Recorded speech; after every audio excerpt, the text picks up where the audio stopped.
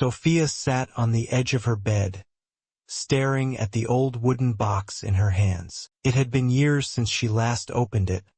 The box was filled with letters. Some never sent, some never read. Each one carried the weight of words unspoken, of wounds left open. She sighed. Tonight was one of those nights when the past felt closer than the present. The bitterness she had nurtured for so long curled around her like an old familiar shawl. It had all started with her father. He had left when she was 14. Walked out the door without a second glance. The silence he left behind was louder than any goodbye. For years, Sofia had convinced herself that she was fine without him, that she didn't need his apology, didn't need to forgive him. But the truth was, she carried him with her everywhere. In the way she hesitated before trusting someone, in the way she held back from love, in the way she clenched her fists whenever someone mentioned his name. Forgiveness? She scoffed at the idea. Why should she forgive someone who had never asked for it?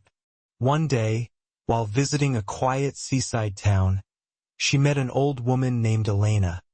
There was something about her. A calmness, a peace that Sofia had never known. They got to talking, and somehow Sofia found herself pouring out her story. Elena listened with kind eyes. When Sofia was done, the old woman picked up a small, smooth stone and placed it in her hand. "Imagine carrying this in your pocket every day," she said. "It seems small, but over time, it weighs you down.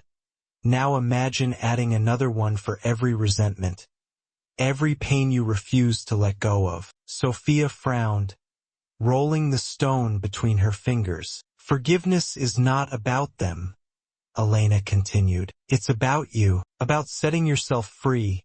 That night, Sofia walked along the shore, the waves whispering at her feet.